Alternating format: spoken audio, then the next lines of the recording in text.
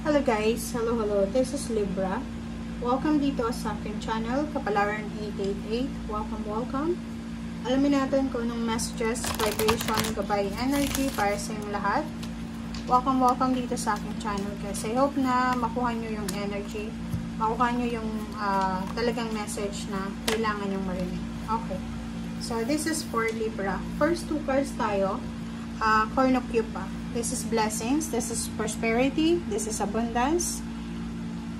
Sobra-sobra siya na manifestation. Kumbaga, Libra, kung may minamanifest kang celebration, may minamanifest kang pera, may minamanifest kang karangyaan, kapayapaan, possible na makuha mo siya. Number 38, 8, 9, 10, 11. This is 1111. Fourth chakra, Archangel Raphael. Sinasabi ni Archangel Raphael sa'yo na lahat ng manifestation mo ay mangyayari yan. Lahat yan ay mangyayari kung talagang i-work out natin. Okay? Kasi si Archangel Raphael, hindi siya yung tamad na Archangel. Kumbaga, gagawin niya yung lahat. Sobra siyang creative. Kumbaga, halimbawa, gusto niyang kumita ng, halimbawa lang ha, kung gusto niyang kumita ng pera, kung halimbawa, tayo, as a human being, kung gusto natin kumita ng pera, bibigyan tayo ni Archangel Raphael ng parang advice or parang sa intuition natin, yung ipupush tayo. There's a motivation and determination na ibibigay yan sa atin para maging, kumbaga, motivated tayo. Okay? So, Cornucopia, there's a parang unexpected or expected occasion. May salary increase, higher position, incoming wedding proposal, wedding anniversaries, maraming handaan, kainan. So, sa mga Libra dito, sinasabi ng barahan, if you're planning to celebrate success, celebrate life, sinasabi sa ni Archangel Raphael na nasa tamang direksyon ka. So, continue mo lang yan.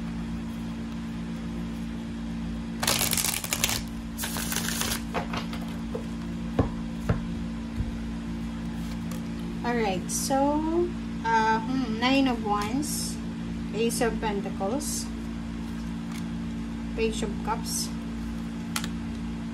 okay, Page of Swords, mayroon ditong the Devil. So, plus sa ilalim mo dito is 8 of Wands, Judgment. So, sinasabi ng bara sa'yo dito na mayroong posibleng balita. There's a sudden message, sudden news, sudden decision, sudden answer. Parang mabilis na sagot, mabilis na outcome, mabilis na answer, or solution, parang ganon. Solutions na posibleng darating sa'yo, or judgment, diba? Parang tingnan na to. Libra, sinasabi ng bara sa'yo na napakabilis na desisyon ang posibleng gagawin mo para matapos na kung ano man tong dapat matapos sa buhay mo. Like a relationship, utang, or kung ano man siya. So, nakikita ko sa'yo dito na sobra-sobra yung determination mo na matapos na talaga yung mga problema sa buhay mo.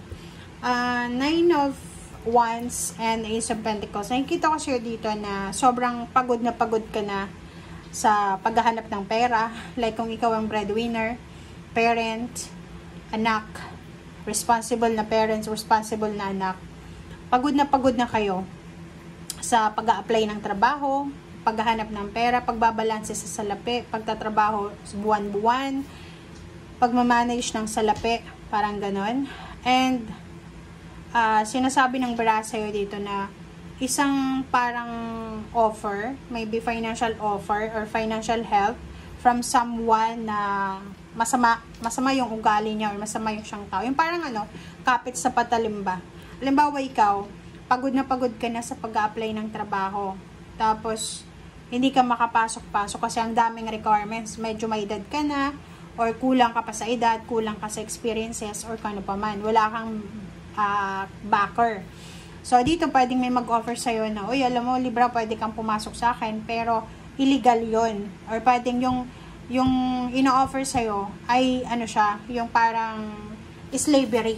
Diba? May ganun diba na alam nila na sobrang desperate tayo na makahanap ng trabaho. So, parang gagawin ka nilang slave.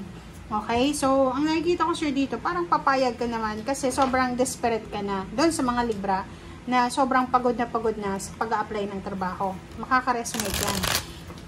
Pero yung Libra naman dito na sobrang blessed, hindi kayo makaka-resonate dyan. Okay? Okay, Page of Swords. Ang Page of Swords dito, sinasabi ng barahan na there's a possible na chismis or there's a communication. Okay? Isang komunikasyon, isang message, isang chat, ang posibleng matatanggap mo. And this message is not good for you. Good for your health, good for someone na kilala mo. Basta sobrang evil ng message na yan. This one is temptation. Okay? Nakikita ko siya dito, maybe isang Libra na pagod ka na sa pagiging breadwinner. Halimbawa yung asawa mo, basagulero, lasenggero, may hindi, parang like, lahat na ata ng masama na ugali ng lalaki or babae na saan dyan na, nandun na sa kanya. And, sinasabi ng baraha dito na maybe ikaw lang yung may trabaho. Okay, so halimbawa, yung asawa mo, yun nga, diba, yung asawa mo, sinusuportan mo, may bisyo siya or hindi siya responsable, which is dapat nagtutulungan.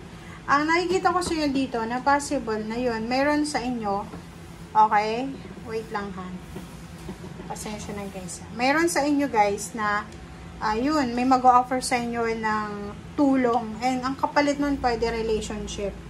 Diba? So, mag-iingat kayo sa lahat ng Libra kasi napapaligiran kayo ng temptation. And ramdam ko dito, 'di ba? Atong 9 of Wands na to, parang nakikita naman natin, 'di ba, na sobrang bigat, mabigat yung pinagdadaanan mo eh. Napakabigat na parang lahat na ata ginawa mo eh, ginawa mo yung best mo.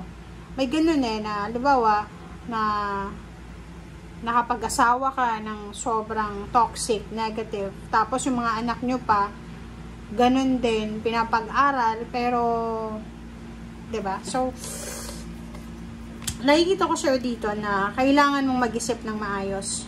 Because, bibigyan ka ng choice and option ng universe na makaalis dyan sa sitwasyon na yan. Pero, bibigyan ka din ng the devil, ng evil, ng choices.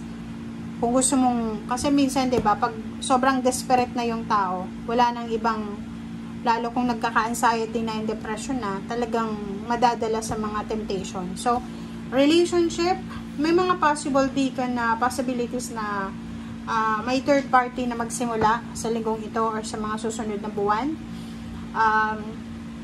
Kasi parang nag-aantay ka ng healing eh. Parang nararamdaman ng Libra na to na wala nang pagbabago yung relationship niya, wala nang pagbabago yung pamilya niya, wala nang pagbabago yung mga tao sa kapaligiran, di ba? Parang feeling hopeless, feeling helpless, ginawa mo yung best, di ba? Ginawa mo yung best pero walang nangyayari. OMG.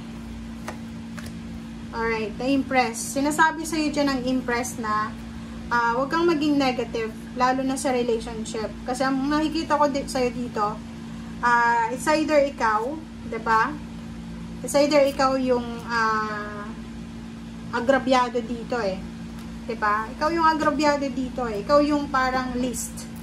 Ikaw yung pwedeng niloloko. Ikaw yung pwedeng breadwinner. Ikaw yung pwedeng pagod na sa pagmamanage ng salapi, sa pagtitimbang. Anong tawag doon? Yung pagbabudget ng pera ng pamilya. Nakikita mo to sa relationship, you're suffering. But the Empress is here, sinasabi ng barahan na mayroon dito na Page of Cups eh. May isang tao na posibleng mag-offer sa'yo ng way out. Diba? Yung parang sasabihan kanya, Libra, gusto mo bang makipag-iwalay sa kanya? Kasi sasaluhin kita. Parang ganun.